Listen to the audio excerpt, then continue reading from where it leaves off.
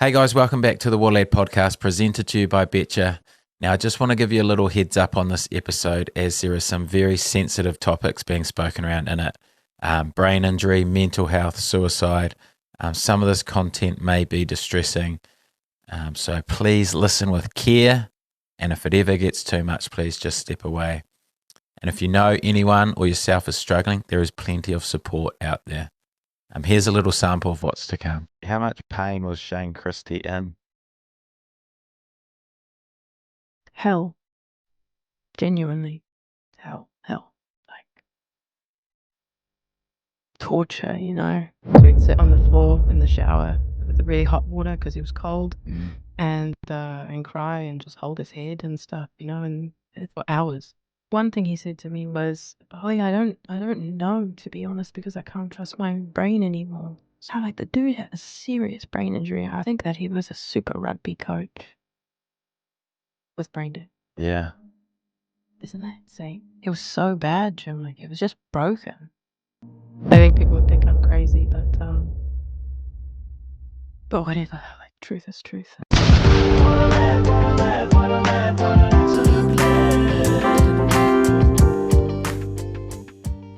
Well, lad, today I'm very lucky to have a guest on who I think can help many. She's an incredible person and the only one that I know who got to see the real life and struggles of one of the greatest humans to ever live in, Shane Christie. He did everything he could to spread awareness to brain injuries, and he made it his mission to do so. So here we are trying to continue that journey, and there's no one better than today's guest. I know how special she was to Shane, and for good reason. She's one of the greats, and I'm very grateful to get her on. It is, of course, Holly Parks. Welcome. Thanks, Jim. Thanks for having me. Thanks for coming on. I know you inspired so many with your speech at his funeral. It was so powerful how you managed to articulate and give the insight to what life was really like. And I just thought it would be so cool to get you on and share that to everyone because, man, what I was surprised about was how many people have head issues. Yeah, hard out. I was really blown away by this actually afterwards, because obviously a lot of people wanted to then to chat and to tell me stories about Shane and everything, but also a handful of boys came forward and just said, "Oh, like that's exactly where I am," and so much of what you said has been my struggle the last few years. And this then brings in the next step of like, so now, what do we do for these boys? Yeah. Yeah. It's so scary, eh? It It's is. actually scary. And people I didn't know who were struggling at No. all. Like people I'd thought about and thought, I haven't seen him in ages. And then like to see the same look in his eyes that Shane would have, or hear similar stories. I was like, no, like, why more? Why more? Yeah. More. These are yesterday's heroes, these are the ones they were the warriors, and now they've gone into the shadows. And it's a big question. What next for them? Yeah. And how we can help. I guess that's why you've given up your time to come on. You're pretty keen to, I guess, continue Shane's journey of helping people in this space. Yeah, 100%. Now it's everything, Jim. Like when I think of him at the end and how much he was, he used to sit in the shower, and I think Bill did used to as well, because he didn't know what to do with himself. So he'd sit on the floor in the shower with the really hot water because he was cold, and cry and just hold his head and stuff, and for hours. Wow. Couldn't get out of the water. So when I think of this, then that's like my fuel.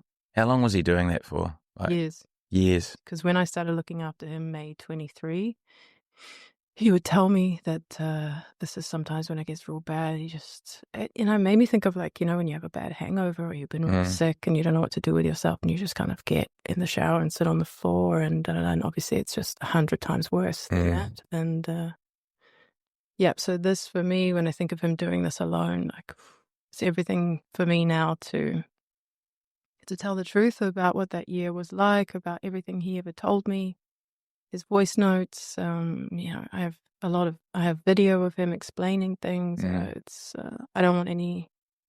Well, like it's sort of a 3-pronged thing, isn't it? Like you've got I don't know, you've got the next generation coming through, Yeah. and it's the responsibility of those around them to protect them and to not be afraid to say, okay, you've had one or two and you're 11 years old or you're 19 years old, like, next gen. And then we've got who we're dealing with now.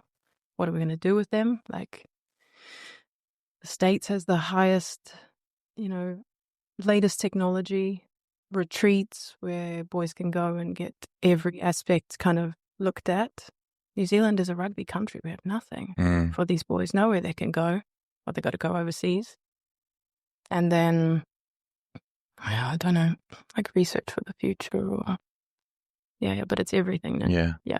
Yeah, I was even talking to one current player after the funeral, Yeah. and just what it made him feel like, man, should I?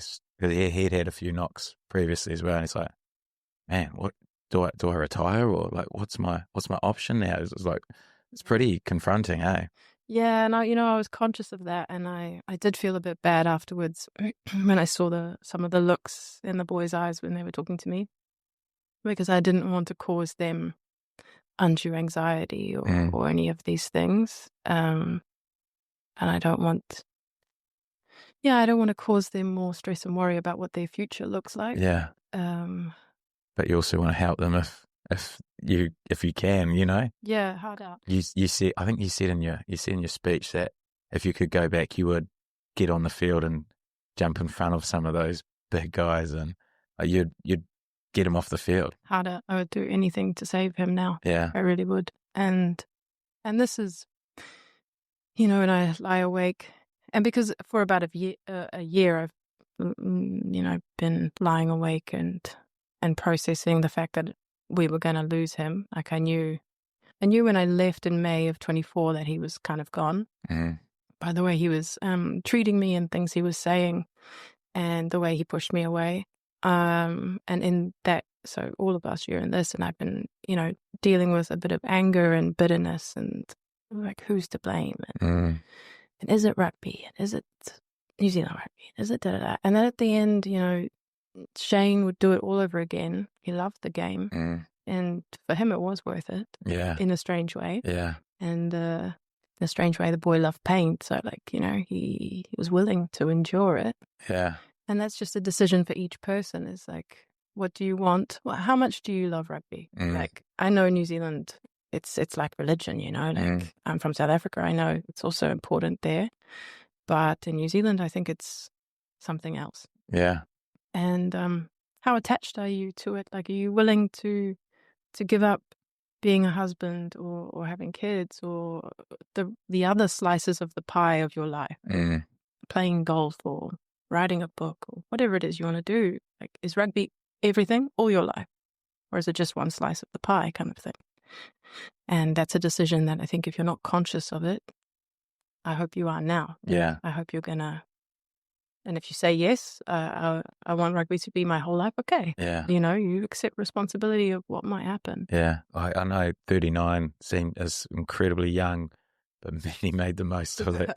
39 years, eh? Like, some people don't do what he did, and you lived 100 and you don't get to experience some of the experiences that he did. And yeah, I think I took a quote out of the episode that he came on, and he said, even with the concussions and the struggles, I still feel lucky for the people I've met, the places I've been, and the lessons he's learned. So it was, he was struggling at that point, and he still would reflect back on it. And like you say, he's almost content with what he had done and given his life in the game, really. Yeah. And he was special. Like, he was a special guy, and he had a lot of life force, and some people, their lives are a slow burn, it's like, on some kind of plod. It's a beautiful life. There's nothing wrong with that. But Shane was a powerhouse, it was a fast burn.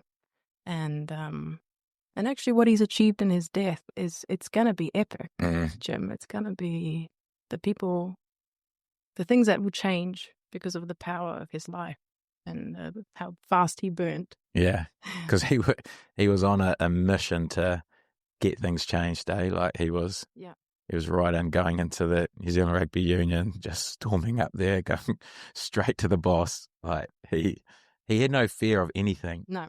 And I felt like that was even when he was younger. Yeah, definitely. Yeah, but like for Shane, he didn't have much shame. Yeah, that was it, eh? Like he didn't feel embarrassed that No. other people feel embarrassed or like cringe. And then I just sort of learnt to live my life standing next to him, where everyone would go when he'd start talking, and I'd just be like, well, what are you gonna do? The dude is who he is. Even at Bill's funeral, I was in the crowd watching him, and I think love is a big part of love is admiration. Like Yeah. when you look at someone, you're like, wow, look at their values, look at their mana, like look at that, wow. Yeah. It's like, how could you not love that? Mm. And when I was sitting in the crowd watching him, and he was moving around looking for a mic, and he went up to Stace, to Bill's mom, and obviously was asking her, like, out of respect, can I? Yeah. And I felt everyone around me like, Yeah. what's he gonna say? He's so unpredictable. And then he smashed it, just with heart and well thought out, and to protect his friend, to stand up for his friend and say, like, no, he wasn't like that. That wasn't his personality.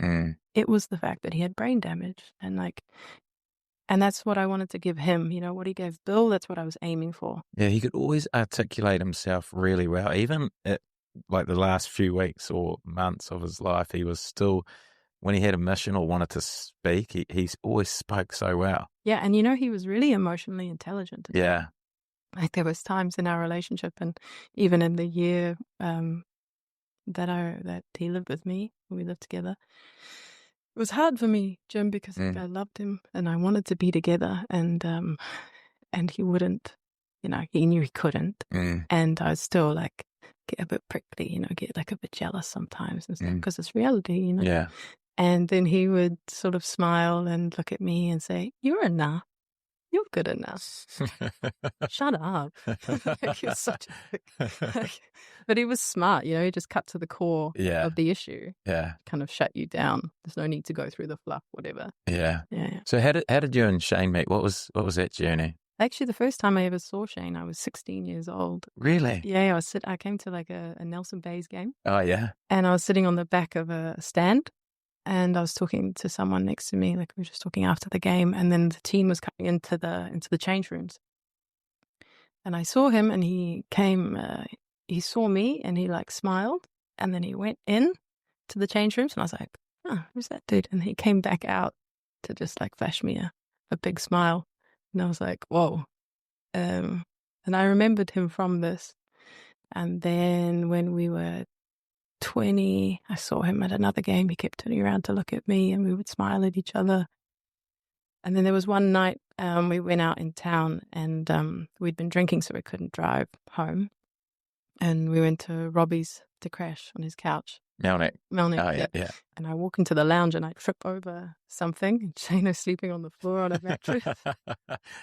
And I'm so sorry. And he's like, yeah, like I'm sleeping here. I was like, oh, is it okay if I sleep on the couch? He's like, yeah. And then we just stayed up like talking. It's like the first time we had a conversation. We spoke till like 5 or 6 in the morning, and just getting to know each other. And then in the morning he made me peanut butter and jam on toast. It was over, Jim. That was it. To the perfect ratio of like, What is the perfect ratio? Well, it's on the past. Bit more peanut butter. It's jam. So you're 21 when you guys got together? No, 20. Yeah. Oh, 20. Because after that we started speaking all the time, and it was quite fast, really. Like I said, it was probably, because Nelson is small and it's complicated and stuff, and we had a conversation. Said it's probably just better we be friends. Yeah. He said, it's probably just better we be friends. I say, yeah, okay, yeah, like that's cool. He's a bit older. What would he have been, 24? Yeah, he's 25. 25, yeah. Yeah. And then so he says, yeah, we should just be friends. I'm like, yeah, cool, okay. So it's on like Messenger or whatever back in the day. Yeah. And then like literally 3 minutes later, he's like, what are you up to? I was like, okay. We cool. Yeah. We just couldn't stay away from each other. Yeah. Yeah. Yeah. Talking to a few people in the club rooms after the funeral, they're saying they'd never seen two people love like you two had, like true soulmates. Just nothing could keep you apart, even though he tried at times to push you away, and it was mainly to protect yourself. So Yeah, it's only in retrospect now that I really understand it. I know that he was my match. He was my soulmate, if that's something that exists. But I also now, looking back, realize that if his first knocks were when he was 19 and all sorts, and like he has some stories of how bad his knocks were then. At the end of our relationship, he was acting really different and really strange. So now we're talking 10 years. So he's 30 when we break up. yeah. And already at around 29, now lying awake, I'm going through, so many old memories. I was wondering and thinking, because his personality changed so fast, that I was like, whoa, what's this dude doing? And then when I tried to talk to him about it, he couldn't. So I'm kind of wondering if already he was showing signs. So that was when he was 30, did you say? 29, 30. 29, 30. I think I realized I saw a change in his behavior. Yeah. Had he retired at this point? No, he was playing. Still playing. So he had another couple of years Yeah. at Highlanders after that. Oh, yeah. One more year before he takes his big hit in South Africa. Then he calls me from the hospital in South Africa to tell me he's taking a big one. He's no good. Far out. Yeah. How are you feeling when you get that call? Were you aware of any concussion stuff? Did you know anything about it at the time?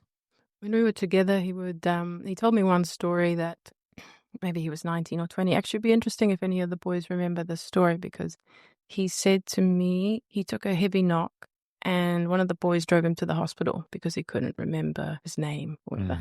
They're in the car and one of the boys hands him a chocolate milk and he looks at it and he's like, bro, like, what is this?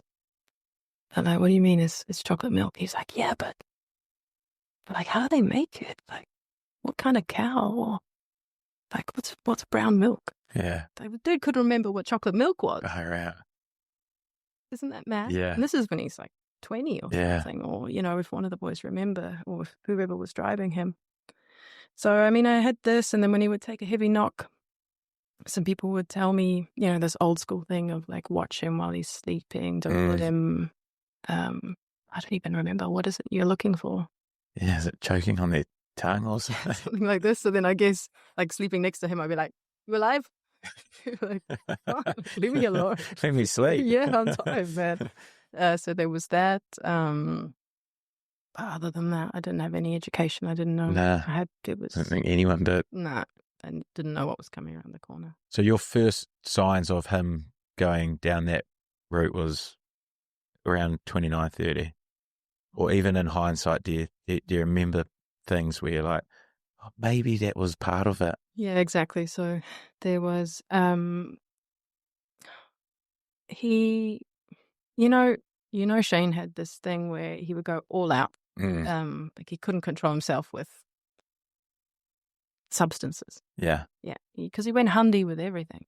Like, so this, when I said that he was sick only once in the 5 years. Yeah. He got given a supplement, like a vitamin C powder. Yeah. And we're living at Goody and Nina's, same room. Yeah.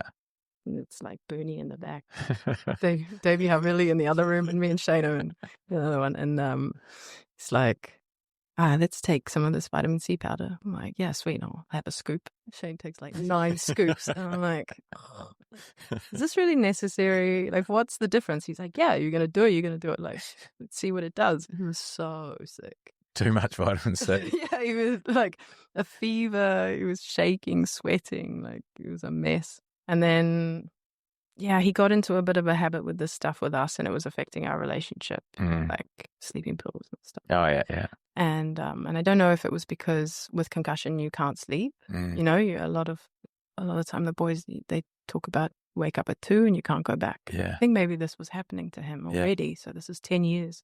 And honestly, it was quite a common thing for rugby players back then too. Yeah. Like tramadols. I don't know if that was part of it. 100%. Top 7 of them. Yeah. I'd be like pulling my hair out. Oh, far out. Yeah. And then we would have arguments about this. So this had never been a part of our relationship. Yeah. So about 3 years in, he starts acting like this and distracted. Like he'd always been very doting on me about like being there when he needed to be, and suddenly he was struggling and focused on where he could find things, I guess, to get the pain to come down. And I would hit him up about it and be like, what's going on with you? And why do you have to do this? Like, it's a Tuesday night and you're taking all this before we go to bed. Like, what's going on? And he'd be like, I'm fine. So that started happening. Then we had a big argument about it. And I was like, I don't want this, Shane. Like, you're going to kill yourself. Like, stop it. And he couldn't really see the problem. So, and I was leaving for South Africa for Christmas to see my family. And I was away, but we didn't really reconcile very well before I left. But for me, it was all good. Like, we've been together 3.5 years. Like, for me, like, I still love him, you know. We'll talk on the phone. He was really stubborn about that, and he's not going to stop doing this. And I was like, well, okay, I'll either make my peace with it or we figure it out. So then I'm just arrived in South Africa, and he calls me, and he's like losing it. Like, he's like, because I can't find my phone, I can't find my wallet, and I lost it in town. And he was having a full-blown, like, I had to ask someone for help, and it was so out of character for Shane. I remember thinking, like, hey, what's, hey, like, how, I don't know, the stress was starting to affect his brain. And then things like he would forget, like in Dunedin, to pay the power bill, and he'd be in South Africa for 3 weeks, and then me and Raji are in bed, and bang. And then I'm like, hey, like flicking the switch on the power board, and he's like, oh, I forgot to pay the power bill. I'm like, yeah, you know, he was loose. I'm like, it was a ride for me trying to manage him. Yeah. And you mentioned Raja there. When did he come in to this situation? So I was it was end of 2014, maybe November 2014, I think. I had said before I went to China, like, we saw a cute dog, and I was like, oh, I want a dog. Oh, yeah. And he's like, right, we get a dog. It's a big Rottweiler. Yeah. And then calls me and say, like, I want to take this puppy. And I was like, but you know, we had plans to travel a bit, to get a van, things like this. And he was like, yeah. I was like, okay, whatever. So I come back, and he gets him, and then he tells me, because he's, I think, been in South Africa for a trip. He's like, gonna name him Bismarck. And I was like, that ain't no way. Not call him Bismarck. I was like, his name's Roger, he's not allowed in the house. Like, all right. Like, compromise, fine. But then, so we came up here for Christmas, and then we had Raji. But then, he was doing strange things these last 6 months in Dunedin. I wasn't very happy in Dunedin. And because it was, like, when we went down, I was like, can we just get a warm house? Can we take a chill? Because there's always a roller coaster with him. And he bought a house that was like a deceased estate that the guy had died in the back, and the place was Victorian. Like, I don't know, it's freezing cold. Go in the shower, and there's just like a dribble. Live in Dunedin, I'd really like some heat. So I wasn't very happy. And then he thought that I was sort of slowing him down because he always had a project, and I wanted some comfort. And then as well, he started like meeting random people. I always felt that Shane was quite a private person with us. He was very protective. Like, he wouldn't let the boys come to our house. He always like really protected the space, and he liked privacy between us. Like, I never spoke about our relationship to many people because out of respect for him, I knew he didn't like it. Which is cool. I feel the same. But then he started to meet people around Dunedin and bring them to the house, and I'd come home and there'd just be like heaps of people in the lounge, and he'd be offering the house. Oh, I'm not here, but Holly's here, and you can stay with her. And I'd be like, man, we just met these people. You met them like down the road. Yeah. I was like, and so for me, this was also a huge personality shift. Yeah. Where when you get used to someone being a certain way consistently, I thought he was doing it because he didn't love me anymore, or because he wanted to get rid of me. And maybe that's an aspect of it, you know, maybe he did want to be free, and that's fair enough. We were together 5 years. We were young. I'd understand he was coming up high profile in Highlanders, and I didn't really, it's not an environment I felt I really fit in anyway. So I thought through these things he was also telling me, like, he didn't want to be together. So I took the decision, and it's definitely the worst year of my life. Well, besides now. Mm. What did that year look like for you? Basically just running away overseas, and then as soon as I got there, he called me and he was like, "We've made a big mistake. I'm sorry. Like, let's take it back." Da, da, da. But then I was stubborn like he was, and I was hurt, and I said no. But then the year after, he wanted to come see me in Australia. I said no. Then I came, but then I was had my own issues. End of 2016, and then the journey began. So, what were your issues, and where did they come from? Yeah, it's crazy, huh? Like I always felt pretty happy. I felt, life of the party, wanted to have fun, all these things. And then after about a year in Australia, end of 2016, I noticed that I wasn't right, and that maybe things I'd been pushing down were now coming up. I wasn't very good at like feeling how I actually felt about things, repressing. And I went on a trip overseas. So I went to Indonesia, and I was flying to Sri Lanka on like Christmas Eve, and I was crying in Indo because I felt not right. I couldn't figure it out. And then I had this thought, very strong thought, that when I get to Sri Lanka, I'll jump in front of a train. Oh, wow. Yeah. And it was, I was like, whoa, I've never thought things like that before. But, so then I thought, no, like something's not right with me. I'm going to go home. So I came home and I tried to face it, and to go through.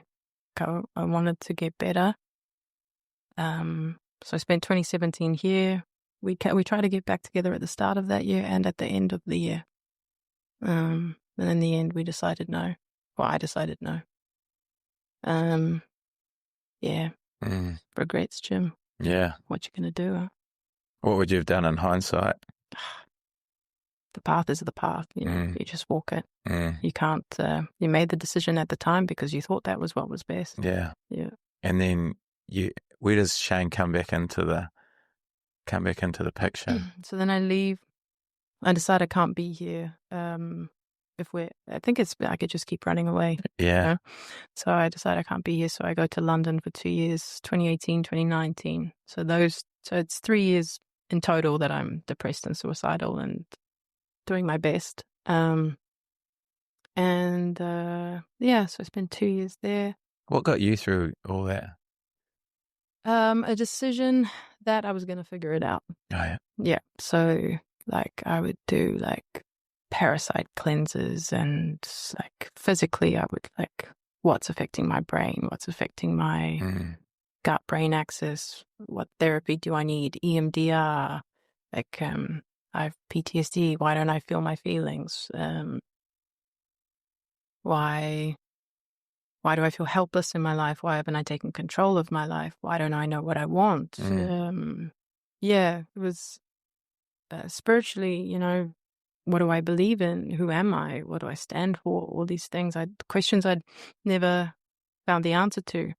Like you have to decide that you want to live for your own reasons. Like no one can give you your reasons that you drive forward. I had to find mine. And you found them. Yeah, luckily, That's thankfully, cool. yeah. Yeah. And then Shane comes back in. We always kept in touch. I remember him calling me. I'd always message him, "How's your head?" Would that be the first thing he'd say? Yeah. Always, "How's your head?" Yeah. And then he'd be like, "Yep, all good," or whatever. He called me in 2020. We spoke for hours after his Mexico thing, so he could tell everything about that. That was cool. We were always buds, Yeah. Yeah. And then That Mexico trip was intense. he's lucky he didn't die then. Yeah. Well, he was close to, wasn't he? Yeah. He told the story on here. Yeah, he did. Yeah, I watched. Was he supposed to take like one bottle or one spoon or whatever it was, and you took like 5 times too much or something? Look like your vitamin C story, just with the wrong stuff. What's the chances that the shaman's like, "Here you go, There's like 3 days worth. Yeah. Enjoy yourself. And the dude's like, take all 3 days in one go. That's it, yeah. Yeah. And then he's like, yeah, like I'm like basically close to death. I'm in the darkness. And then I just hear this knock. Yeah. Yeah. Mad. So crazy. Did it help him? Yeah. Gave him, I think, the gratitude and remembering his love for life, to be alive, like that suffering and pain is nothing, you know, in a way. Gave him a bit of a drive to keep going, a new perspective. You know, it helped give his brain a breath of fresh air, a new perspective, and he could keep going, keep trying. So that's good. When did he invite you back into his life? End of 22. I get a sense I need to come home. So I come home, and Shane's like the first person I see, basically. Like I message him, I'm back. I just arrived last night. He's like, cool, see you tomorrow. So we meet at the Sprig and catch up, have a beer and stuff. So this is Feb 23. And he's quite strong at this point, early 23. He's not bad. Yeah. Like he's physically quite strong, but his personality is a bit weird. Like I notice that he's very serious and cold. Something's already missing here. And then I take a flat up on Stanley Cres, and he's just always, you know, coming around. You know, Shane would not even really ask, just say come. And then he rocks up one day with this truck and a trailer, and he's got a couch on the back. And he's like, "You need a couch," because I don't have any furniture. I'm sick of sitting on the floor. That's sweet. So he just unloads one of these grey couches. Yeah, he would just do stuff like that. And then on the 13th of May, I got a weird feeling. We hadn't spoken in like 2 days or something. And I was like, all good? Didn't even say hi. I was just like, all good? He was like, nah, did you hear about Bill?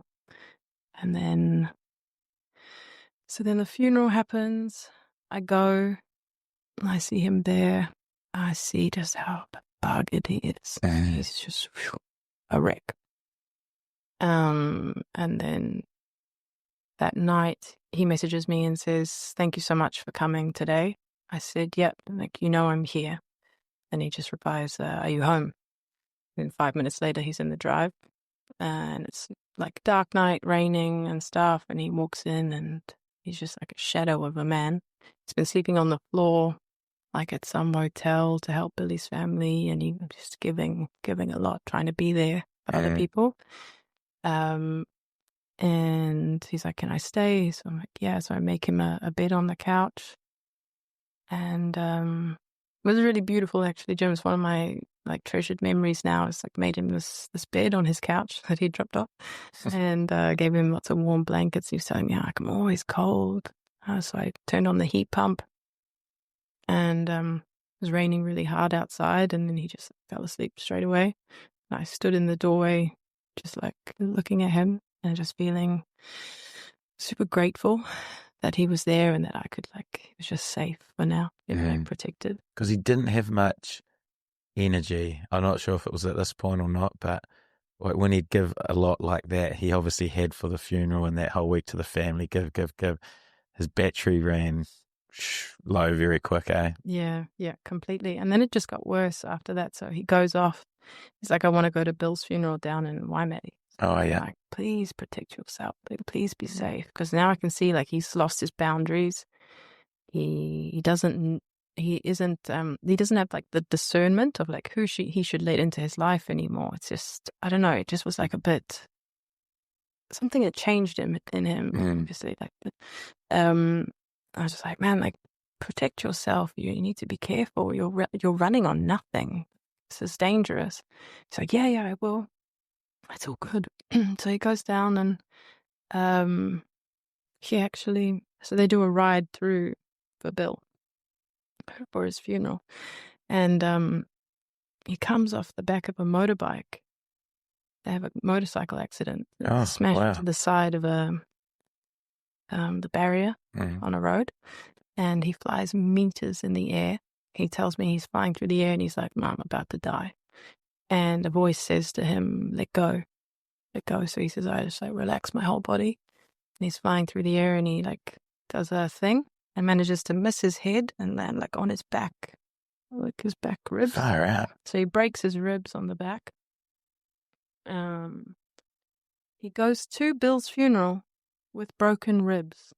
Doesn't go to the hospital. They check him out super quick, and he's like, I can't stay in the ambulance. I need to go to Bill's funeral. I'll come back after. Wow. Machine, eh? What a monster.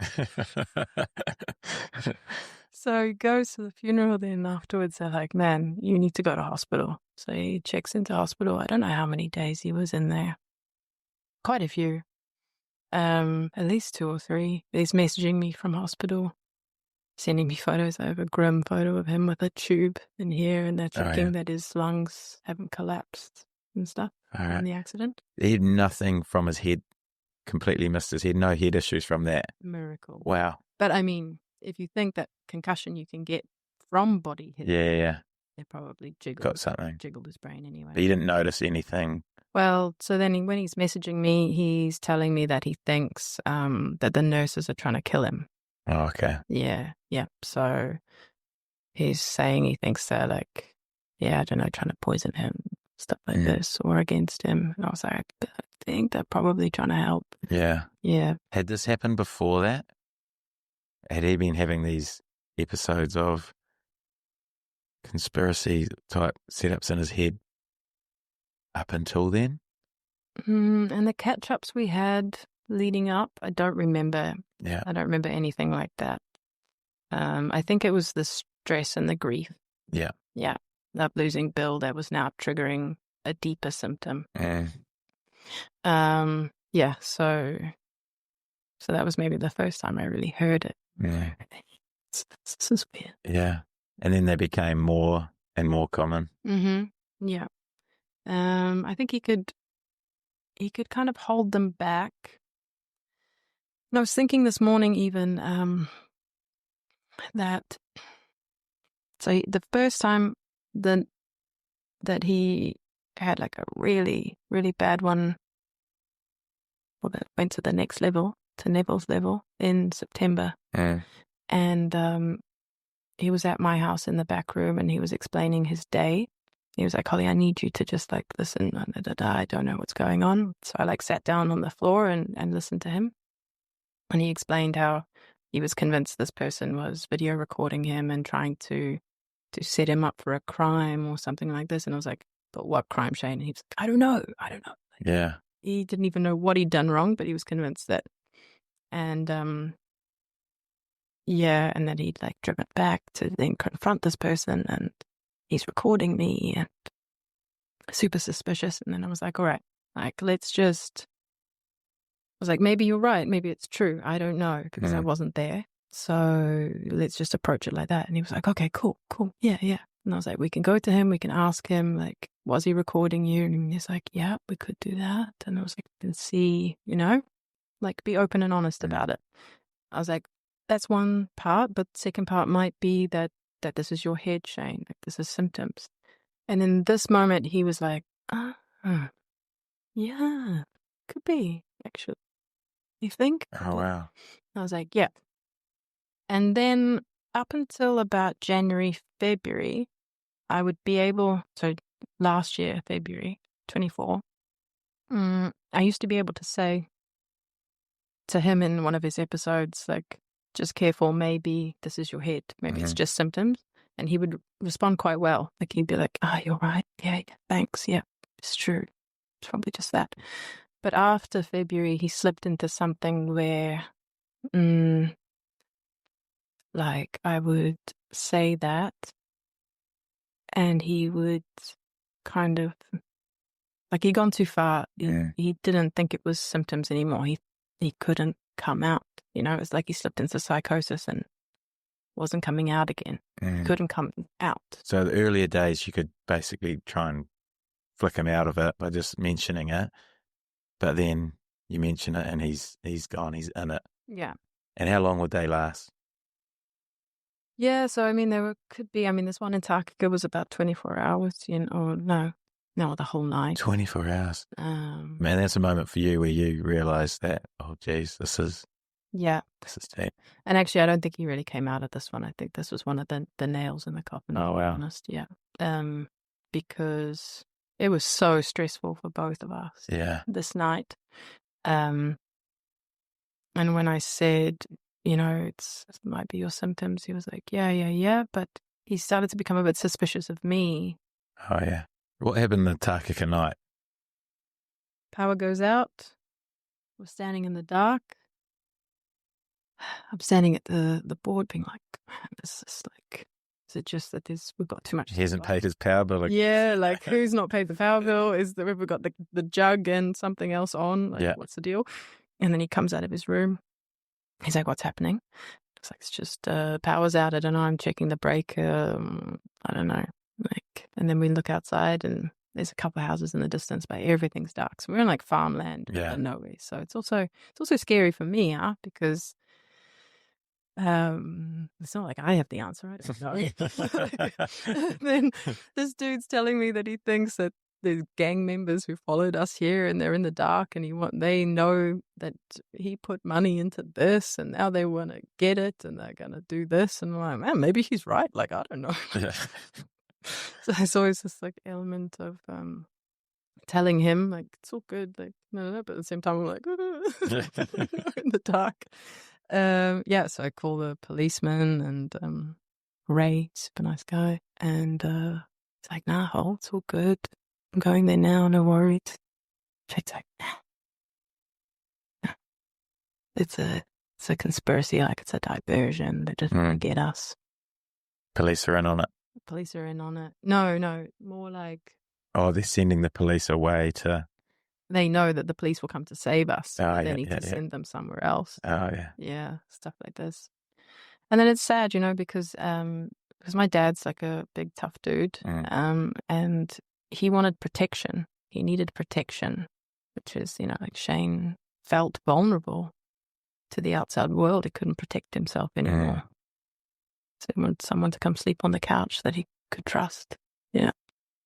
Does your dad come? No. Nah, because we're standing there. I'm like, 2 hours away. Yeah, it's like Long 2.5 hours in the dark, and now he wants me to pack the car, and there's all this stuff in this house. What are we going to do? So I'm basically just trying to get out of having to pack the car at 11 o'clock at night in the dark. So I'm like, yeah, but you know what? If we go out there, like the cars, we have to walk in the dark. He's like, oh my gosh, you're so right. Yeah. So yeah, bedding down and you get a pot and he gets a pan or something. He goes into the garage and grabs a shovel. A shovel. Like he's like, you get something. I'm like, yeah, righto. So I go to the fireplace and pick one of these fire stoker things, and then this is like really, like on the morning of the funeral, I listened to some music that he liked, like Brothers in Arms and Simple Man and stuff, to like pump myself up for the fact that this is a battle, this is war, like I've got to fight for him. It was like that, sitting next to him, I felt like we were in some kind of battle, So you say he doesn't really come out of that one? I don't think so, now I reflect. So we got a few more days there in Taki. I remember sitting on the lawn and he became convinced that like Jordan Peterson, Jack Levin, like the founder of Zen, Richard Hart, the guy who started Hex, and I don't know who else on Twitter. He became convinced that they were speaking to him through his tweets.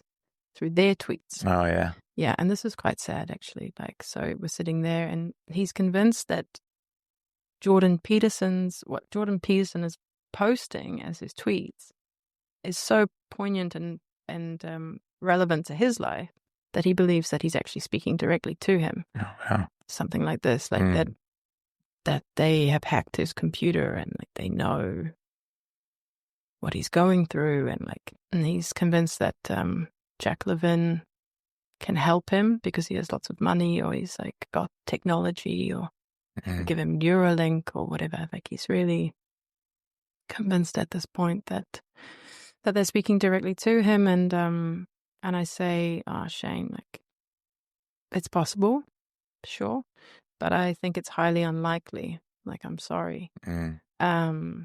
Did you always word it quite carefully like that? Like something pretty out the gate? Yeah. It's possible. You could be right here, but... Yeah. have to tread carefully. Yeah. Yeah. Mm. And, who am I to tell someone what's real or what's not, like he Yeah. really felt it. And my job was to hold space for him. It wasn't to get mad at him because he saw things or a certain way or he believed something. Like, that wasn't my job. My job was to say, like, okay, it's possible, it's legit, but in my opinion, I think your concussion is doing this. Yeah. And where he used to hear me before, he didn't hear me anymore. So then he looked at me and he said, maybe, but I need to go find out for myself. Mm. And then he said, I'm going to the States. There's nothing you can do to stop me. I want to go alone. And that's it. And I was like, okay. He's like, I'm going to go meet Jordan Peterson, and I'm going to find out if, like, he's talking to me or, like, if he can help me. And da-da-da. But Jim, this was stressful for me. I bet. So then, and once Shane decided, He usually makes it happen, eh? yeah, so he packs his bags, he goes over to the States, he goes and follows Jordan Peterson on the We Who Wrestle with God tour. Oh, wow. Yeah, he follows him around on his tour, goes to 3 or 4 shows, more maybe, from state to state, Yeah. sitting in the audience crying. He says, I need to go and grieve Bill on my own as well. Yeah. So he sits in the audience taking notes, trying to understand. He's making his peace with God as well. We who wrestle with God. And he's grieving Bill at the same time. And I guess at that point he was maybe beginning to feel like a burden as well, and he was slipping into being convinced that there was all sorts of connections. And his relationship with God, was that after Bill, or when did he sort of find his relationship with God? So when I first got back, our first meeting at the Sprig, we hadn't had like a deep chat in a couple of years, probably, just like, how's your head and whatever. So then we're catching up on the years, and I say, look, I know it's weird and it's hard for people to understand, but this is what happened to me. Yeah. I got baptized in 2021, and I've been good since. Like, I came out of my thing, and it's one of the core pillars of how now I can live my life. Yeah. And he was like, man, that's so cool. Like, I'm also interested in God. Like, tell me stuff about it. I've been reading. Like, I don't know. I think it might help me too. And I was like, oh, I thought you might judge me or something. He's like, nah, Shane. Judge me or push me away because he didn't like something. Yeah, so he already had an interest. Did he get what he wanted from Jordan Peterson? Did he talk to him? I think he might have like shook his hand or something. Oh, yeah. Yeah, it was maybe the closest he got. Yeah. But no, I don't think Yeah. they had a proper chat or anything. But then again, I think his brain would just like flip to the next bit of hope. Yeah. Because I guess he was becoming so desperate to find one thread of hope. Yeah.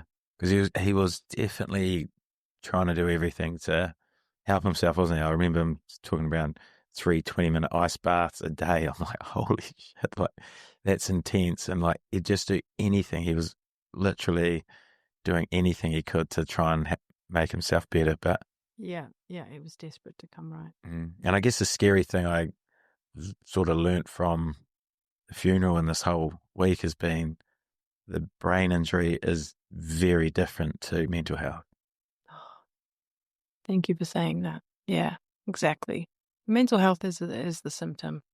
It's the brain. I don't know. I don't have the science or whatever, but I guess it's misfiring or it's whatever, and it's trying to protect you, and it's telling you to basically destroy yourself. And it's sick. It's cruel. It's really cruel. And how can you be happy when now you can't do any of the things you used to do that gave you joy? Or like, he couldn't be with his nieces and nephews because he couldn't handle their screaming anymore. And he loved them. He loved to be with the kids. He couldn't have long conversations anymore without getting symptoms. He couldn't surf. He couldn't even have Raja sleeping in the same room anymore because Raja's snoring would give him rage. Oh, far out. Keep him up, annoy him, with his tinnitus or whatever it's called. Yeah.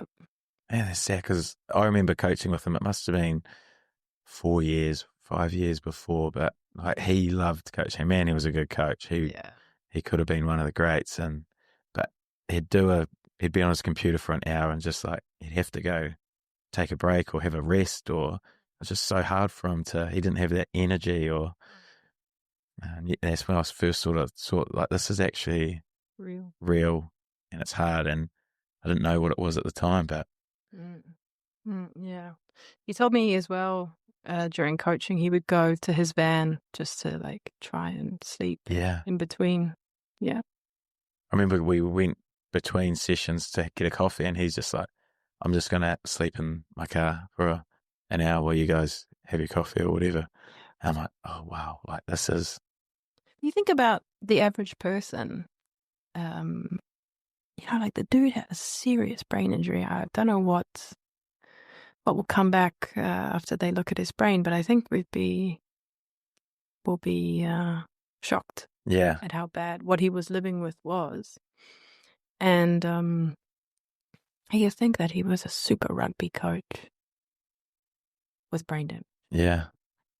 Isn't that insane? Yeah. Average human being to be a super rugby coach without.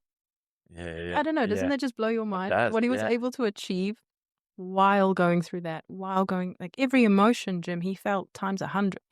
What I feel, it was on full. Yeah. And you mentioned the feeling that he'd get in his brain was like a short circuit type pain or something. Yeah, this is what he would say. Yeah. Like stabbing pains. Yeah, stabbing pains. But also even, the way our brain, I learned this with him, is that it's like a soundboard. So now while we're speaking, you're speaking to someone, your brain naturally turns down the birds, it turns down the background noise, it turns down whatever, and it says, oh, you want to focus on this? I turn this up a little bit. And then I can focus on what you're saying. And that's how the human brain is like regulating. Yeah. But apparently with brain injury, like everything's up. Oh, far out. It doesn't know anymore it can't turn things up and down.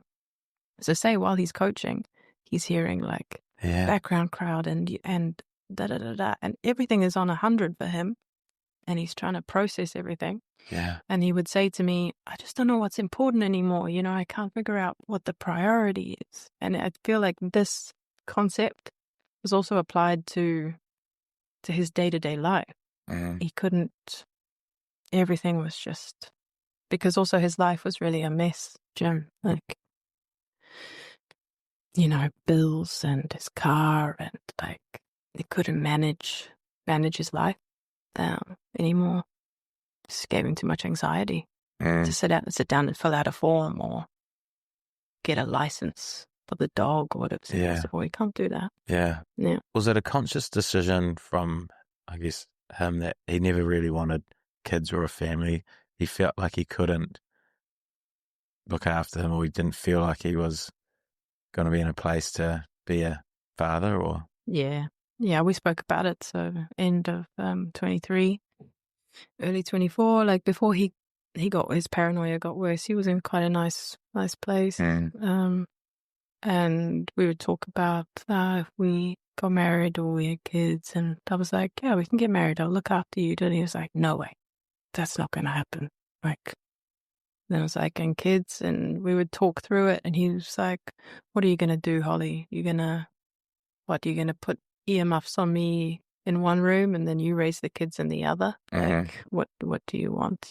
I'll just be another kid for you. Like, I'll be one of the kids you have to look after. You'll have to do it alone if that's what you want. He was like, but I don't think I can handle it. Yeah. And it's harder. Yeah, it's heartbreaking, Joe. Yeah. And then the Raj situation. Yeah. Like, that was the closest thing he had to a kid, wasn't it? Like, man. His son. Yeah. He'd call it his son. Take him everywhere, literally everywhere. Well, he'd been thinking about putting Roger down for about a year, which also gives you kind of indication of where he was at. Because Raj was sick, or because Shane? His back legs were no good. Oh, yeah.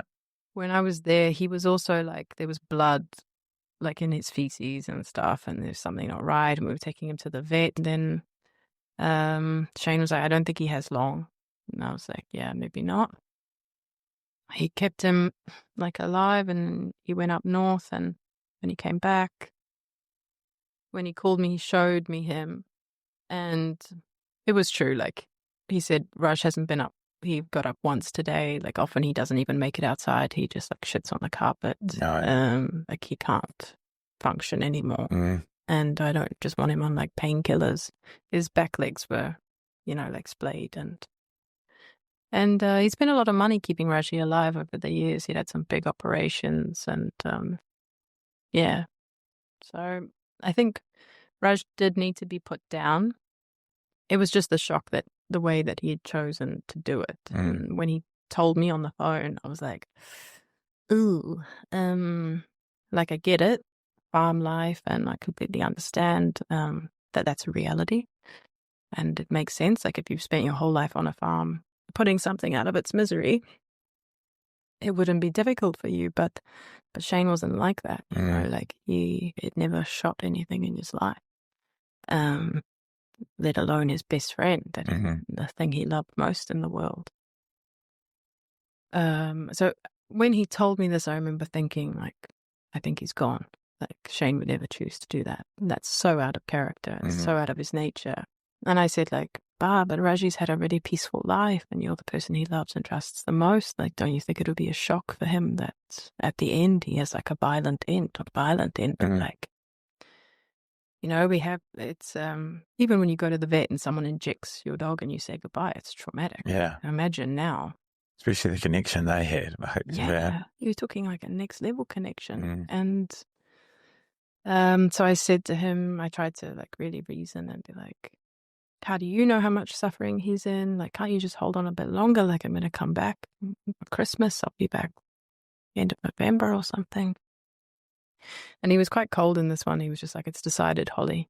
It's no point. Like, let's not talk about it. And then we spoke a bit about that. And then he was like, and speaking about suffering and pain and stuff. And he was like, what do you think about with humans? What do you think about euthanasia? And I was like, and I don't know. I'd like to romantically think that I believe in the power of the human spirit, that we can suffer and we can just, as long as there's life in us, we can keep going. But realistically, I know that pain can become unbearable. And we were on like video call, and we just like looked at each other for a while, and he didn't say anything, and I didn't ask any questions like why he was asking this stuff. And then he went, all right, Holly, well, gotta go do some errands. It's like, okay. And that was the last time. But it's funny because I was a bit mad at him about how he was going to, but I tried to keep it because I just knew it's not him. Yeah. And actually I was quite shifty. Like I didn't really want to look him in the eyes, which I always felt very drawn to Shane's eyes. But at this point, I felt that he wasn't so much there. I don't know how to explain. Yeah. But I feel a bit guilty that I was a bit not as present. And then I'd usually say like, okay, like, love you. They're like, yeah, me too. And I'd hang up. But on this one, I was like, hey, bye. And he was like, yeah, bye. And that was like the last time we spoke on the phone. Did you know it was always going to end that way? Like he was never going to live for a long time. Yeah, 110%. When did you know that? I think people would think I'm crazy, but whatever. Like truth is truth. I'd seen, like I said in my speech, I'd seen certain things where, like, the love of your life asks you, am I dying? And it's true because you can see that they're not behind their eyes anymore. It's very painful. So I knew in these moments. But in February, when he went to the States, I was afraid he was going to die in a motel. I was traveling around following Jordan Peterson. And during this time, I was very stressed. I thought you'd get like a brain bleed from flying or something. And I was praying a lot about everything. And one day I heard a voice that said, he's not yours, it's mine. Oh, yeah. And I really knew. And I was like, it's true. Yeah. He knew he had CTE? Yeah. Yeah, 100%. Before Bill's brain came back, he thought yes.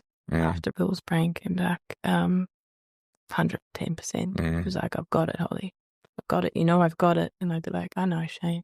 Mm. He'd be like, so, you know, I won't make it much past 40. Like, I probably won't. But it'd also give him a lot of anxiety. He'd have panic attacks in the bed. If you read an article about another rugby player Mm.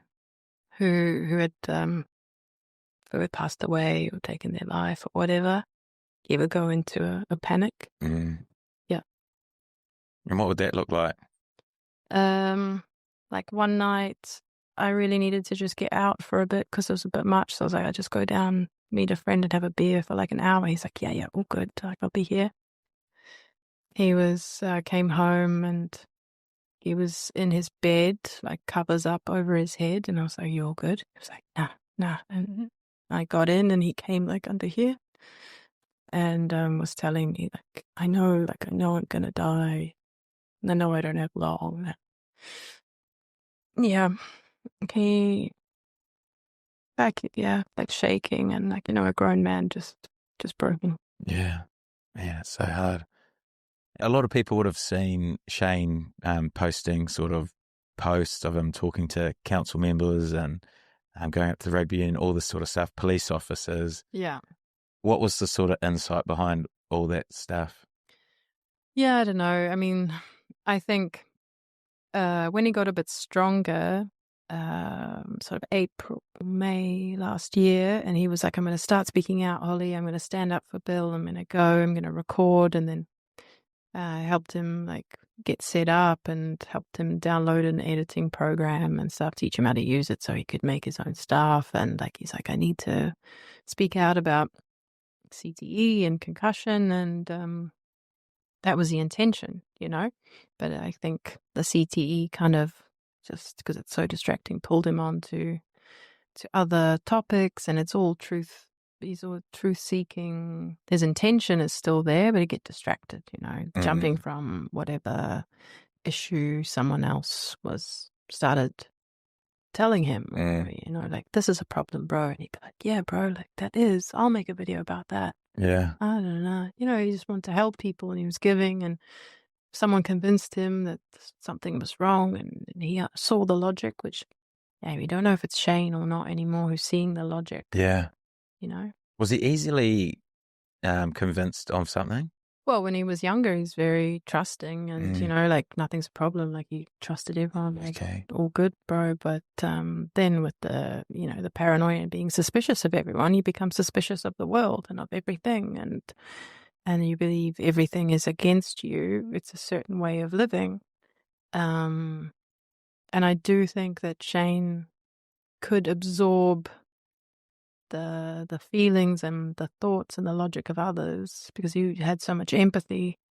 He was like, and this was amazing. This is why he was helping people who were super vulnerable, who had been cast aside, pushed aside, not listened to, in a way like no one was protecting Shane. And his way he could take control was to try to protect others, to give them what he needed, and I think the walking around and filming, it's the intention, like he's shining through of like, I believe in all that is good and righteous and true. His main concern was brain injury, and it was Bill, but I think the disease was pulling him off his paths, and he was confused a lot, like even when we spoke about getting back together, one thing he said to me was, Holly, I don't know, to be honest, because I can't trust my own brain anymore. So I don't know if it's a good idea. And I was like, whoa, I'm like, respect that. Like, I understand. That's sad, eh? Like he'd lost, like you say, a very trustworthy guy naturally, and just lost all trust of everything, like not just his own brain, but everyone around him. And Yeah. Yeah. And spoke around like your decision around kids and having a relationship, and that's basically him saying, we can't do that because I'll put you through too much pain. Yeah. Like, he knew life for me would be hard if we chose to be together, and I said that I was willing to do it, but he probably knew the reality better than me. And the woman, the partners around the world who are looking after people with CTE, suspected CTE and brain damage and stuff, their lives are not easy. I really send my love to these people because year after year they grind and look after their loved ones who look like their loved one, but walk and act and talk like someone else. But they stay and they care for them and they try and be understanding and show unconditional love. This is a really hard life for some. Especially when they've fully changed. Like the person that you fell in love with. Is just not there anymore. It's a completely different person. Yeah, and your loyalty lies to your love. But yeah, so I did a year, but you think about people around this country and around the world that have been doing it for 30 or more or whatever, Because you knew Shane was on a limited time. Yeah, completely. I knew from last year, early last year. I actually estimated, it's crazy to say this, but I kind of estimated like 15 months or something. Oh, wow. Yeah, in my own head, which is the first time I've said that out loud. Yeah. Yeah, well, other people are going to see that, but I was walking the Mai Tai and it was March, when he was in the States. And I was kind of thinking in my head, what did I think was the limit that he would be able to make? And I was like, it's 18 months, it's a lot. And what was it? So About what you said? Yeah. Crazy. That he made it. Yeah. And did you see that downhill spiral trajectory happen as almost predicted, what you'd seen and read, and you just felt like it was all going? Well, I wasn't here. Of course. Yeah, You'd still speak to him really often. Yeah, Jim, actually, I forgot this. So he end of July, he started messaging me, I need to speak to you, da, da, da. And we kept in touch over the year, calling each other and whatever, but then this time seemed different, and I was like, you can call me anytime. Like, and he was like, yeah, but I want to do it when, you're not too tired, or he was very considerate, and I was like, okay, yeah, like... So he calls me end of July at night, and we have a general chat, and then he says, look, Holly, I need to tell you a couple of things. And there were 2 little lies that he told me during our relationship, like not big things, but he said, I need to tell you something. And I was like, oh, Shane, I don't really want to do this, to be honest. And he was like, what? Why not? And I was like, well, because there's nothing you can say that's going to change the way I feel about you. Like, I'm going to love you forever. It doesn't matter. And I'll forgive anything you say anyway. So it's like, there's no point. And I'm not perfect too. I've thought about this. I've gone through with a fine tooth comb, and there's things I have to say sorry for too. Like, I told you a couple of lies too. And he was like, what? No. All right. Yeah. And he's like, no, I want to do this. Like, cause man loves truth. Yeah. So we do it, and we like confess to each other these things from when we're young, cause you're young and you do whatever, but it wasn't serious stuff. It was like little stuff. But obviously, because we loved each other, we felt a bit guilty about little things. And afterwards, we have a big chat. We speak for like 2.5 hours. And super cool. I'm stoked that we had this chat at the end. And then I hang up, and it's my nighttime in Portugal. I get into bed, and then I can't sleep. I'm like, what's going on? So I message him, ask a couple questions, and I'm like, why now? Like, why did you do this now? And he says, with what I'm going to do, I need to have a clear conscience. I need to have clean conscience. I thought he meant like going around filming and politics and whatever. But actually, and he said, I've always been conscious of hurting you, so I wanted to just make sure. All right. When was this? July 29 or 30. Oh, yeah. So he did decide it then. And he says, life's going to be amazing for you, Holly. It's just starting. We'll be friends forever. I'm really so grateful for you. You seriously saved my life. So he was saying goodbye. Do you think he'd planned his death? He knew that date. He knew. I don't know if he knew the date, Yeah. but he got his affairs in order. Yeah. He went around town to say goodbye to people. Yeah, that's Certain crazy. things. Kane Hames told me, actually, and I remember when when Shane was living with me, he was like, "Man, I need to go see Kane. Like, he lives just down the road, like from Highlanders. He always asked me to come and play poker with him." And he was like, "But I just don't have the capacity, you know. I'm buggered." Kane said he showed up a week or two ago, played around, played a hand or whatever. Oh, yeah. Yeah, it's like, all right, bro. There's a few people after the funeral who said first time he got a hug from Shane or then said goodbye in a different way and all these sort of things. So Yeah. you at the kebab shop. Yeah. I went to Falafel Gourmet yesterday, which was a bit like, we went there a lot together and he went there for years and the owner really cared about him and owner came to his funeral and when I walked in, he was like, "Oh, no." And we had a chat. He's like, "When I speak to you, I feel like I'm talking to Shane. It's so nice. It's really beautiful, like to share a love for someone." And then we were sitting there eating and this big frame that was on the wall behind us just goes bang, like falls from the wall. Yeah. Goes like, yeah. So I don't know. He's around, I guess. Yeah. Yeah. Oh, that's crazy. And I guess the downhill spiral, like, where did you see it? Like, where was the main bits where you thought, man, Yeah, we're maybe losing him here? this thing on the lawn after we have this night in Takaka. He talks to me about Jack Levin and stuff, and I say, "I think it's your symptoms." And he looks and he's like, "Well, even if it is, like, I need to go find out." So Jack Levin, who is Jack Levin? The founder of Zen, like crypto. Okay. You know, Oh, yeah, Shane had yeah. this big. He was right into crypto, eh? Yeah, and you know what? Like, he's such a smart dude, and I know people like you judge quickly on the surface of things, but with crypto, the reality with that for him is that, he built this beautiful house up on Kauwhai Ave. He poured his heart and soul into this place. He loved this house, made it so beautiful. And then because of his head, he had to sell it because he couldn't work. He didn't have money and he sold it to give himself more time to get right. So he sold this thing that he loved to try and get right, live off the money. And he was like, "What am I going to do?"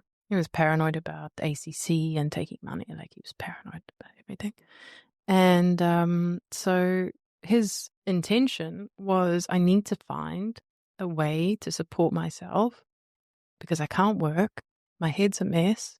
I need to find a way to become semi-financially free so I can focus on my head and being disciplined. So he thought he put his money into something that could grow quick or like make him some money, then he would be okay. He was trying to take responsibility for himself so he wouldn't be a burden on other people. Yeah. I remember him saying when he invested so heavily in it, I'm either going to be really, really rich or else I'll be living in my van with Raji anyway. So, like, because he felt like he didn't have a huge amount to lose. Yeah. He was just going to take that risk to invest in, like you say, himself and his health. Yeah. And this risk-taking behavior thing, it's sad as well because you see, like with Bill, you start losing parts of your life, because you can't hang on to them anymore. And I think with Shane as well, he had like a nice plot of land somewhere that he planned to build a house later. And, he just like gets rid of everything, sells everything. "Oh, bro, take my car, take my bike, take my, like he just, maybe when you don't think you have many years, what does it mean to you anyway? Yeah. Yeah, just like take it. And he knew that 100%. Yeah, he knew. Yeah. And he was getting more and more of these episodes of. Yeah. More and more. I mean, one of them, he was convinced. So he goes into his room. I think he writes about this one. He goes into his room and the light in there hasn't been working for months or whatever, a month. And he flicks the switch and it comes on. So like a normal person would think the wires are just faulty or something, or the bulb's not fully screwed in. Yeah. There's a reason. Yeah. Shane assumes it's because someone's broken in and changed the bulb without him knowing, or he's done it and he can't remember. Either way, it freaks him out. Yeah. But he's pretty convinced someone's coming into the house and changing things just to mess with him. So he tears up little pieces of white paper and he puts them like on top of the doors and in random strategic places to see if they move. Like to see if someone's Come in. Yeah. Man. Yeah. And that stuff was just happening more and more frequently. Yeah. And like I said, it changed. Before December, he would reach out to me and he had lucid moments kind of from outside where I would say, I think it's concussion symptoms. And he'd say, I think you're right. And then sort of after January, he wasn't coming back where he agreed with me that it was concussion symptoms. He would just say, well, I need to see myself. And he was just becoming more fixed there. Yeah. And then I guess the day that he passes, what was that like? How did you find out? And yeah, it's crazy. I was lying in bed actually thinking of him and thinking, oh, I'll send him this playlist of music, whatever. And then the phone rings and it's Nina. And yeah, I've never screamed like that in my life, you know. I just couldn't stop screaming, no, like, no, like it can't be true, no. And I've never like had panic attacks or anything really, like bad anxiety, but not a full-blown panic attack where like you leave your body. Like I was not in control anymore. And luckily I was staying at my best friend's place in London, her family place. I'd gone for a short visit, just like with a backpack. And she was there too, and she's super strong because I was losing it, like hyperventilating, couldn't breathe. You know, this was horrific. Like the regret, the guilt, that was the worst day of my life, Jim. Did you put a lot on your own shoulders at that moment? 100%. Yeah. Yeah. It's all I could think. Couldn't sleep the whole night, and then, as I imagine most people didn't. And in the morning, I was asking them to sedate me, asking her parents. I was like, you must have something, like you have to sedate me. And they're super wholesome people. And her dad's like, how about a brandy? I was like, yeah, I'll take a brandy. And her mom's like, I think I have some rescue remedy. And I was like, we need something stronger. Like, and then it was just like flat face on the grass in their backyard. It's like raining because it's England. And Justine's like, oh, can we go inside now? Like, Yeah. it's just buggered. Man, it's tough. It was horrible. Yeah. Then backpack, fly home for 2 days, arrive in New Zealand, and they're like, where's your checked-in luggage? And I'm like, no, I don't have it. Send me to the dog line. Oh, really? Yeah, because who flies from London to New Zealand with one backpack? Oh, did you just have a backpack? Yeah, because I left Portugal and was like, I just go see my best mate for a bit. And then it's like bang, bang, bang. And then, yeah. Oh, so everything's still in the UK? In Portugal, In Portugal, oh, yeah. Yeah. Oh, crazy. It's a wild ride. Yeah. And then finding the courage to get up there and speak at his funeral. Yeah, this was cool, actually. The morning before, the boys had asked me to speak, and I was stoked, really stoked. And then Craig rang me also and was like, do you want to be a pallbearer? I was like, man, stoked. Yeah, hard out. Thank you. I would love that. So I started even earlier, because I wasn't sleeping. I don't know, 3 or 4. I just started like hammering like everything I needed to say and just was awake. I did it like 3-4 hours of just pure writing, like nothing else. And the whole day, it's all I thought about. And then even at night, like the girls have been super supportive, like Christie and Court and stuff. And they said they got a house across the road, so I'd have somewhere I could go. Like if it's too much for me or whatever. Because I'm in Shano's room, so sometimes it's a bit much. I bet. So I went across there, was just like, I have to concentrate. Like this is the most important thing I'm probably ever going to do in my life, and I need to get it right for him. Like, so I sat till 3 in the morning, just like smoking ciggies and just like going hard, like headphones in, like just thinking about him, doing him justice, like making him proud. Like, what would he want to say? What would he want people to know? What should we talk about in that year? What frustrated him? Like, how can I make people feel this and understand?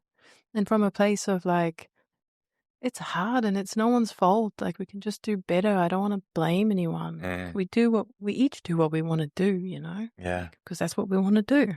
but it doesn't have to be like this. Yeah. How can we get better? Yeah. And that's what he was like. Mm. He was like, yeah, it's great, but how can we make the culture better? How Mm. can we be a better team? How can we win better? How can, you know, like as a coach, that's why he was so great as a coach. Great as a coach. Mm. And then the morning of the funeral, I was pumped, Jim.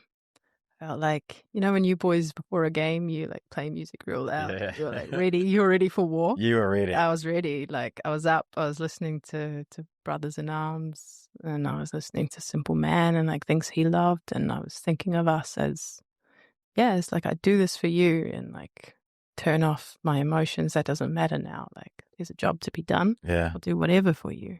Oh, that's cool. And just like Shane, you nailed your game day. That's an honor. That's a compliment. I appreciate that. Man, you did. And like I said, so many comments have come in on the questions around just how inspiring and how moving that moment was of your speech, and something that no one will ever forget. So that's good. I'm glad. Pretty powerful. Stoked. And we did get a few other questions as well. So yeah, let's do it. We'll see what we got, eh? Yeah. First one, do you think there's unspoken pressure in rugby culture to play through injuries? Oh, 100%, yeah. I mean, I've never played, but I imagine as a man, as a rugby player, yeah, you need to keep pushing through. You're expected to show no weakness, to prove yourself. I guess the shift now needs to be, play through the physical ones, but don't play through the mental, the head injuries. It's not one to toughen through. Yeah, definitely. Imagine, I mean, you've got a cut or you break something or whatever. The consequences of that not healing, it sucks, but it's not like living in psychosis where you don't know what's real or not anymore. 100%. Who you can trust, who you can't, or you're angry, or you want to shoot something. Like, this is serious stuff. Yeah. Yeah. And scary, man. It's actually so scary. And it's tragic. I didn't know much about tragedy before this experience, to be honest. Like, I grew up in South Africa. I saw tragic things for sure, but not up close with someone you love. And you grow up real fast. It matures you really quick because you realize how unfair life can be. Yeah. Jeez. Okay. What helped Shane the most in his better days of living with CTE? Yeah, the sleeping protocol, not being overstimulated, so being in the dark and having access to earplugs, anti-inflammatory everything, diet and stuff. Can't be eating inflammatory foods. I think everything just affects the brain. Like, not pushing yourself. Like, don't go to the cafe where the music's playing loud and the crowd is loud, like, and your brain's not able to regulate the sound and put down the background noise and just hear someone's voice, puts everything up, and then it hurts. You're causing stress for your brain. Just because people say like, oh, it's just, your mental health, come down to the gym and box and whatever. Like, nah, protect yourself, take your time, put yourself in a quiet room, give yourself time to heal. What was that sleep routine that you mentioned there at the start? So it's it was 5 times a day he had to sleep and get into bed. Yep. So wake up, say 8, be up for a couple hours, 10 o'clock, he'd be like, right, I go back to bed, to get up for, sleep, be in bed half an hour, even if he couldn't sleep. But a lot of the time he would sleep, huh? Yeah. Out. Wow. Earplugs in, eye mask, full dark.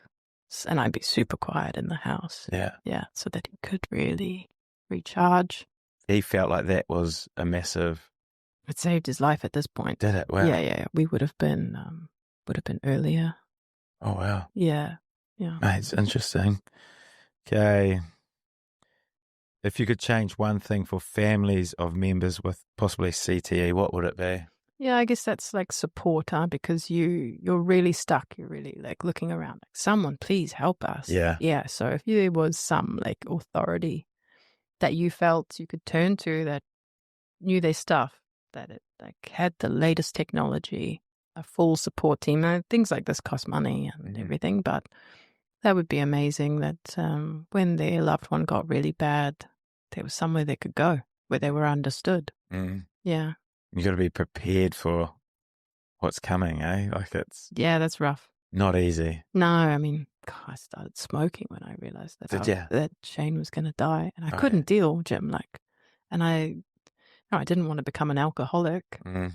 but it's something you never really think you'd have to learn to accept. Yeah. Like, someone I love is gonna die, and now I'm gonna watch him. Mm. Yeah, it stressed me out. Oh, fair enough.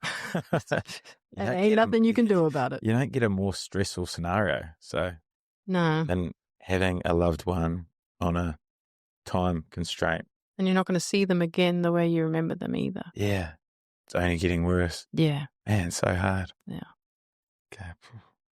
heavy. Heavy. What's the best way to honour Shane Christie's legacy? Oh, tell the truth. Mm. Grit your teeth. Look inside yourself. Like, it's painful to face the truth. But if we don't, the longer we take to be really honest about it, no matter who it hurts or what it affects, you lose more life. You can't fix something if you won't be honest about it. Same in a relationship. Like, if there's something between you, but you won't speak honestly about how you feel, you can't move to the next step. So it's like, pull it apart, be super honest about what's happened. Something he used to do so well. I always just remember how brutally honest he was, but everyone always knew how much he cared. So just his honesty was just something that just, when I think of Shane Christie, I think brutal honesty. Yeah. But this thing as well, like, I feel like his internal world really matched his external world, where like his intentions always shine through. And you didn't really question whether Shane's intentions were good or bad. Yeah. That's why you trusted him so much when he gave you a harsh truth. You were like, it's because he loves me. I can feel it. Yeah. Yeah. Yeah, it's true. Okay. With everything he had said publicly, was he getting adequate support from rugby? No. He begged for help. He sent emails for years. He made phone calls. He was ignored. He showed me everything. He told me everything. I saw footage of people betraying him, trying to turn others against him, saying he was crazy and stuff. And no. That's why he went overseas. He paid with his own money. He sold his house to try and survive. When you have brain injury as well, he couldn't fill out forms for ACC. He couldn't pay his bills. He couldn't make decisions on how he would live his life. He couldn't, like, where is he going to put his stuff? Like, all of this each decision is horrendous for someone with a brain injury. So he needed a lot of support, and he got none, really. What do you wish they did? Well, they should have told the truth. They should have done what he asked. Yeah. When he asked it. Yeah. But and they should have made sure that there was even a case manager that's assigned to you who just makes sure, like, okay, what's happening with money? Have you got money? Nah. Oh, well, let's help you with that. Like, why did you sell your house? Why are you, I don't know, man. Yeah. Something needs to change, eh? Yeah. Well, that's why you're here. Yeah, I'm going to do my best. Well, you're doing a good job. If you could give young Shane Christie advice 10 years ago, what would it be? I would ask him to let go. I would ask him to let go of being so attached to something, to consider his life as a whole, as being a father, being a partner, what else he wanted from it, I don't know, something like that. Do you wish he retired from rugby at 25? I mean, it doesn't make a difference, does it, if you're taking super hard knocks at 19? Do you reckon he would have still... Yeah, because, then if they say it takes 5 to 10 years to see the first symptoms, he was showing at 29, so we're still together. Yeah. And it's a complex thing, but how do you know that he took enough already? You have to decide inside yourself what you're comfortable with, how many knocks you're willing to take for the sport you love. Is it 5 years before you notice your first symptoms? I'm pretty sure. That's what I've heard. That's scary, eh? How long have I been retired?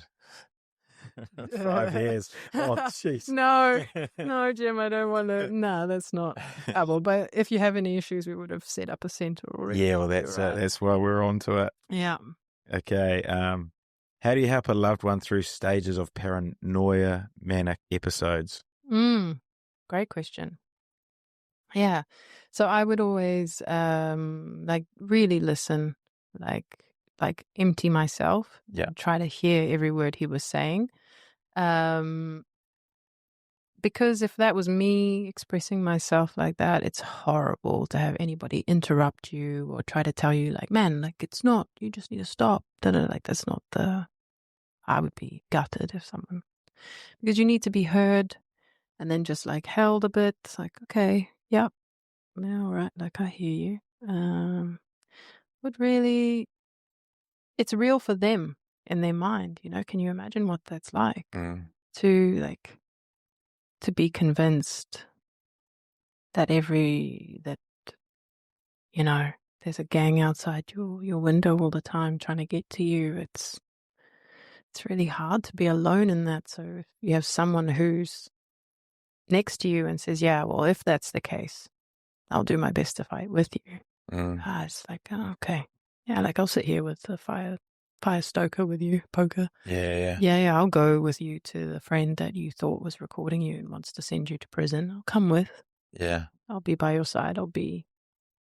And then the reminder of like, if they're capable of hearing it, it's possible Yeah. that your concussion symptoms are, causing That's this. good advice. So you basically just hearing them, supporting them, but just trying to remind them that this is potentially their brain injury talking here. It's not, this isn't real. Completely. Because, I mean, what's the point in someone that like now, their mind, it's not them really anymore. What's the Yeah. point in saying to them, like, snap out of it, man? Like, Yeah. you need to see things differently, pull your head in. Which is probably most people's natural Yeah. reaction. I feel like if I didn't know someone about CTE or something like that and someone was telling me that stuff, I'd be like, mate, what are you on about? Like, I mean, probably me too. It was a blessing. It was a miracle because in this moment where I was like sitting on my haunches on the carpet, watching him pace and explain to me, and then like I was like, this is really important. Like I need to not be judgmental. I need to be compassionate. Like, and it's a miracle that I was able to. I was like, I need to be super careful what I say here. And it was great because I kept him a little bit longer. I had him for a few months. But then he felt, I think, that he wanted to tell me less and less because he felt that it was really true. And some part of me was looking at him like, So he was like, oh, Holly doesn't get it. Yeah, sad. Yeah. Yeah. Okay, next one. How much pain was Shane Christie in?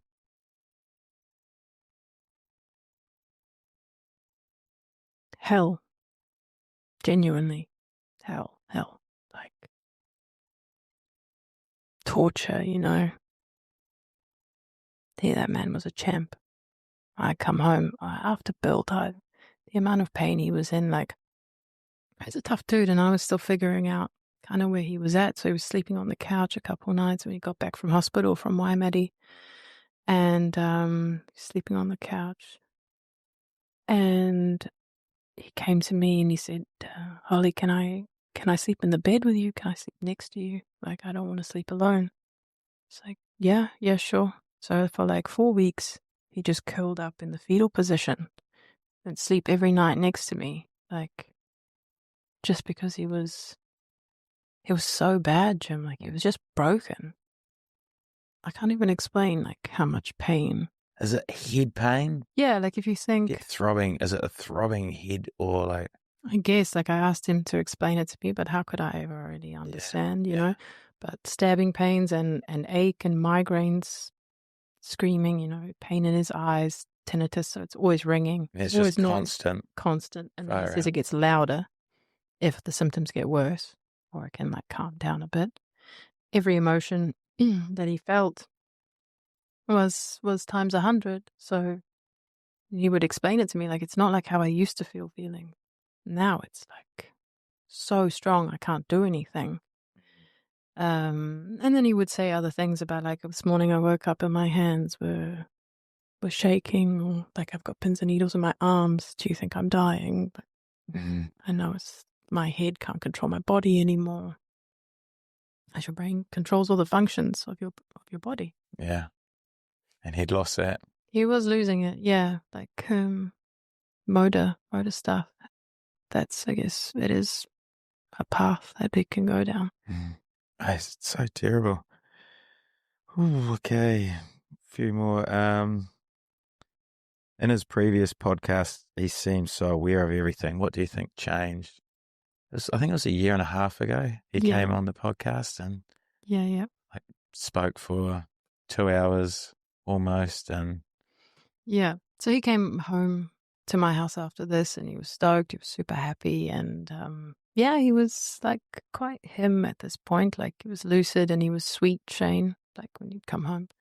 But then if you think, so he's still coaching the girls' team at this until September. Yeah. This caused him a lot of stress. He wasn't capable of that with Bill's death.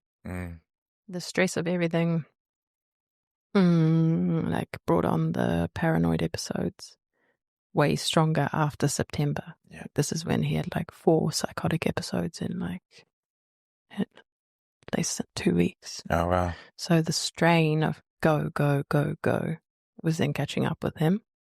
And his brain was so fatigued now this was getting worse. Then from September to February, like the change was huge. Yeah, so I think if you go through something stressful, then the brain is, it takes that impact, and then maybe you don't see straight away the effect of Bill's death in May. Yeah. But you see it in December, January now, which is, I think, what happened. When I watched What a Lad, that one that he did, I see that version of Shane was gone when in the last conversations I had with him. Yeah. Yeah. The one that was on the podcast, the one who... Yeah, that Shane was gone. Still have a laugh. And yeah, but it was really nice this, on the night that he passed and I couldn't sleep at 6 a.m, I watched a bit of this episode and loved to hear him say my name, for some reason. Yeah. It just gave me comfort. So yeah, thanks for doing that. I think it's so great that we got it, that you got it before. Now we can always watch this. It's, Yeah. Beautiful. I'm so grateful I got him on because I know he hated that side of things. He said he was never going to share his story. Yeah. The first few years that I asked him because I knew he had a good story. Yeah. But his story just got like better and better, and he could articulate so well. And it's cool. Like he mentions you because you were so important to him. Like you were helping him through some of the darkest times, and it's nice for you to get that recognition because you deserved it. I'll treasure it. Yeah. Yeah, I treasure it. Yeah. Okay, a few more. A controversial question, but what would Holly's advice be for a young rugby player? Real controversial. Who am I to say how you live your life? Be connected with yourself. Know how you feel about things. Know what you want to get out of your life. Know what you're willing to give up for the game. Think about what you might have to put the people around you through, the ones who love you most. Yeah. See your life as more than just rugby, There's so much more. So much more. Yeah. Yeah. Great advice. Hope so. Did he ever regret playing rugby because of his head injury? It's really hard to say because it's a little bit like this thing of, is it Shane? Is it not Shane? Is it Shane? Is it not Shane? But there was multiple times I asked him and I'm like, generally he'd say he'd do it again, like he loved the game and it was worth it. But I don't know if he would say that on his worst days, Yeah. If he was lucid outside, I don't know if he would. Yeah. Because he really would have been a great dad and he loved his nieces, nephews. He loved like his brother and sister, family. He loved to go see his family every weekend. Yeah. And he loved to surf and he loved to do all sorts of other things. And he was awesome with kids. Yeah. Always remember how good he was with kids, whether you go on a school visit or people's kids come in, my boys. Yeah. He was always awesome with them and just so friendly and had that younger spirit in him where he could just relate to kids really well. Yeah. Yeah. exactly. And then it was sad at the end that he couldn't even put up with his nieces and nephews, Yeah. the noise of them. So he Yeah. couldn't see them much anymore. Mm. Mm. Yeah. Sad.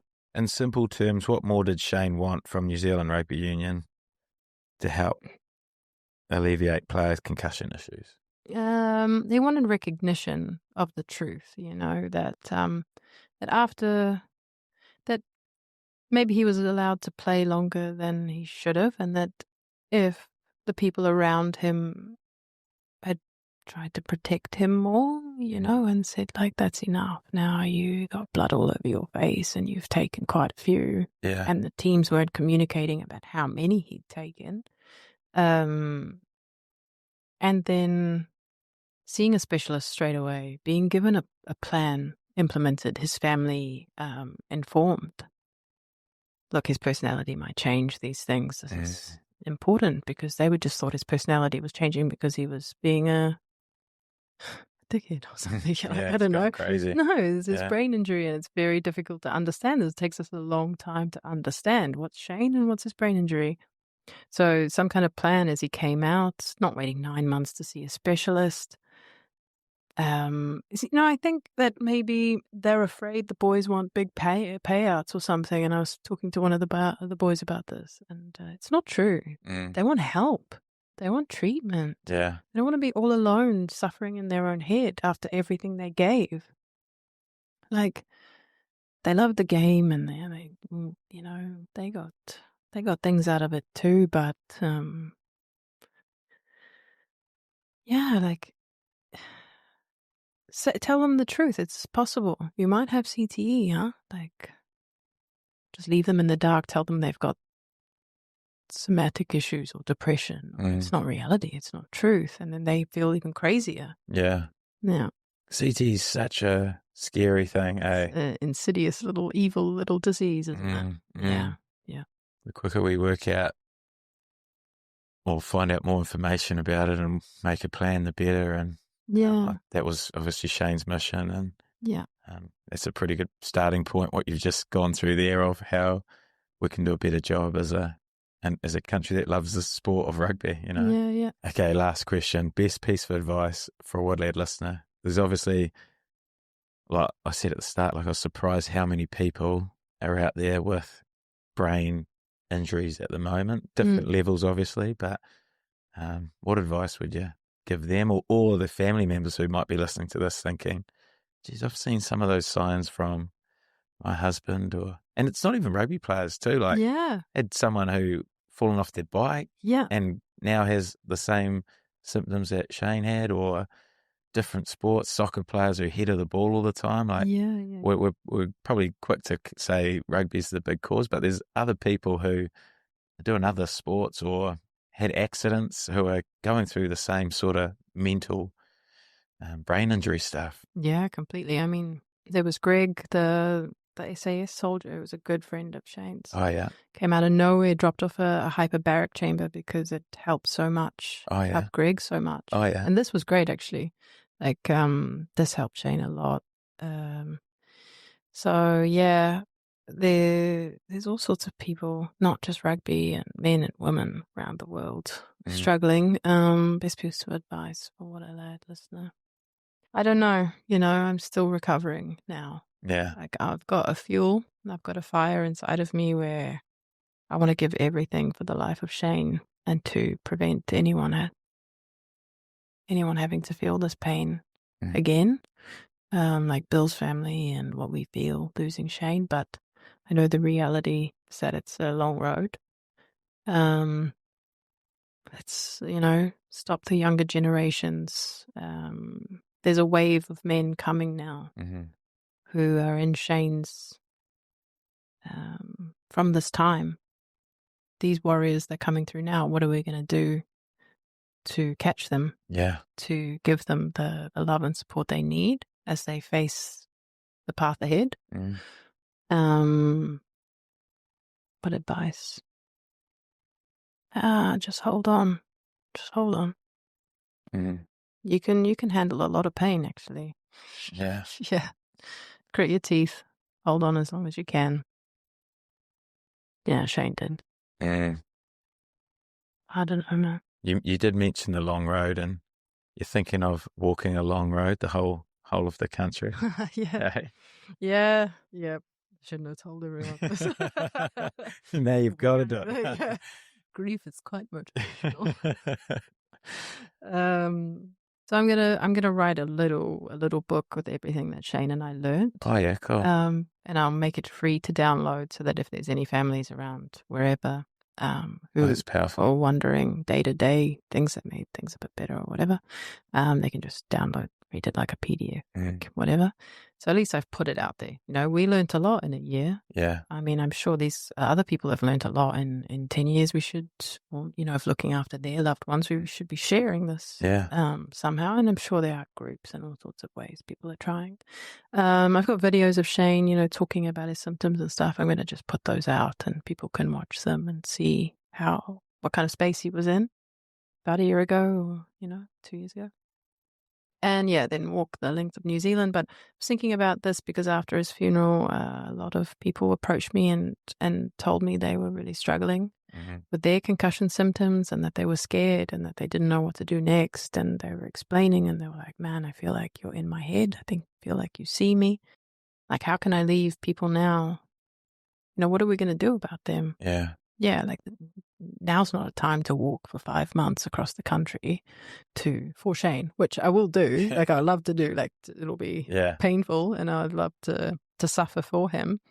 And I'm sure people will come to join me for legs, and we can encourage New Zealand Rugby to accept the link between CTE and rugby, like the NFL have. We can encourage for, you know, please give us early suspected diagnosis to bring people some peace. Let's develop a very hardcore treatment facility that New Zealand deserves. Well, isn't the best? The All Blacks are the best. You know, this is a rugby country. Where is the facility that matches that? Yeah. But yeah, walking the country, I'd like to do it in the summer, but that means I have to leave soon. Yeah, I don't know, one day at a time. At some point, it feels like 1 hour at a time, you know, at the moment. Well, fair enough. You've been through one of the worst weeks you can possibly imagine. So, yeah, but it's crazy what you're capable of, aren't they? Yeah. Because when I was looking after Shane as well, I couldn't cry in front of him when he'd have an episode or when he'd lose it or whatever. So I would like lock it down. I'd be like, not now, like when we're done with this. So then I'd get in the car and I'd have a cry or whatever. And so I never let him see the way it affected me, you know, otherwise he would know. Yeah. And then it was this ACC thing that I said at the funeral. This was the first day he was like, because I cried in front of him. Yeah. And he was like, huh? Far out. Yeah. And this was a mistake I made, you know, to let him see that. And same with the funeral. I was like, now's not the time for tears. And now's the time to fight. And it's crazy. Your brain just like locks it down. It is crazy how you can do that. Yeah. I don't know if everyone can do that. But surely. I bought some tissues that we haven't used them. Your brain's locked in. Now I'm locked in. This is me now. It's Shane. Like I just think about him suffering. I just like, I feel it. It's like, nah, let's go. Go to war. I can cry in my own time. I walked an hour here. I cried all along the bike path. Like let it out. People like beeping me or like ringing their bell. Like, and then I was like, right, we're at Jim's. Lock it down. This battle. Oh well, Shane would be so proud listening to you and here on the podcast and just spreading awareness and giving such a cool insight into what it's actually like living with someone who's going through it, because it's eye-opening and scary, and we need to do something better to help people going through it, more support systems, all these things you've said. It's so cool that you've been able to come on and found the courage to come on and share and give your insight, because it's so valuable. No, thank you so much for having me. And I think Shane was so loved that and him and Bill, they were soul brothers, you know. People don't know the connection they really had. They really were close. And it's crazy that the impact of both of these, it's going to change. It's going to change everything. Yeah. Well, you're doing a good thing. You too, mate. You're a legend. What a lad. Oh. Well, there you have it. An incredible insight and extremely grateful to get Holly on after such an incredibly tough week. If you know anyone who could do with listening to this episode, please share it with them. And as always, super grateful to have Betcha helping me bring you these conversations.